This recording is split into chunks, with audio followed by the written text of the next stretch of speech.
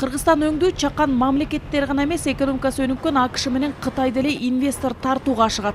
Ыңгайлуу сунуш менен келген инвестордун пайдасын ким эле көргүсү келбесин. Башкы максат инвестициянын келишине тоскоолдуктарды жаратпай шарт түзүү. Кыргызстандын тоо-кен, энергетика, жолдор сыяктуу долбоорлорго инвесторлор тартылып ийгиликтүү иштеп жатат. Албетте инвестор кызыгуусун жарата турган тармактар дагы деле көп. Бирок тилекке каршы айрым учурларда инвесторлордун келишине тоскоол болгон жагдайлар да жок эмес.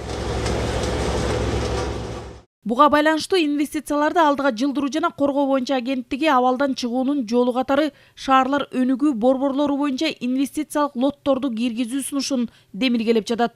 Мындай болгондо көрсөтүлгөн лоттор инвестициялык долбоорлорду тоскоолдуксуз ишке ашырууга мүмкүндүк берүүчү тийиштүү документтердин топтомун камтыйт. Биз иш жүргүзүп жаткан инвестициялык лоттор боюнча ишти мындан ары улантуу жана күчөтүү, андан сырткары ошол жергиликтүү бийлик өкүлдөрүнө эң биринчиден ошо инвесторлорго болгон мамилени оңдоо, өнөктөштүк жакка оңдоо, өнөктөштүк жана мүмкүнчүлүктөр боюнча сүйлөшүү.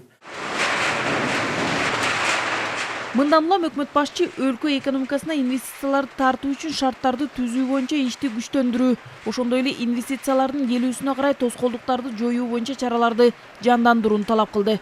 Ошондой эле инвестициялардын жана бул багыттагы долбоорлордун ишке ашырылышына тоскоолдук жараткан атка минелерге катаал чара көрүлөрүн билдирди. Чогуу иштеш керек. Бул жергиликтүү бийлик болобу, мамлекеттик башка органдар болобу, структуралар болобу, баары бир калыпта болсо, бир толкунда болсо, ошондо инвестор ишенет да бизге, Кыргызстанга. Сырттан келген инвестор биздин ичибизге келип, ичибизди билбейт деп эмне болуп атканчы. Канча министрибиз бар, ага кереги жок. Ал билиш керек. Кыргызстанга келдимби, мен акчамды сала турган болсом, акчама эч ким тийишпейт.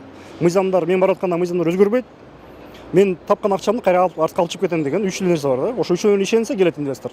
Премьер-министр жергиликтүү өз алдынча башкаруу органдарынын жетекчилери кыска мөөнөттө инвестициялык лотторду түзүү үчүн жыйынтык чараларды кабыл алышы зарыл экенин белгиледи. Бул ишке карата шалаакылык жана жоопкерчиликсиз мамилеге жол берилбеши керек. Ар бир чиновник инвестициялык лотторду өз мөөнөтүндө жана толук кандуу түзүүсү үчүн жеке жоопкерчилик алат деп билдирди Мухаммедкалый Абылгазиев. Нургүл Жумабекова, Руслан Сабатаров, Коомдук биринчи канал.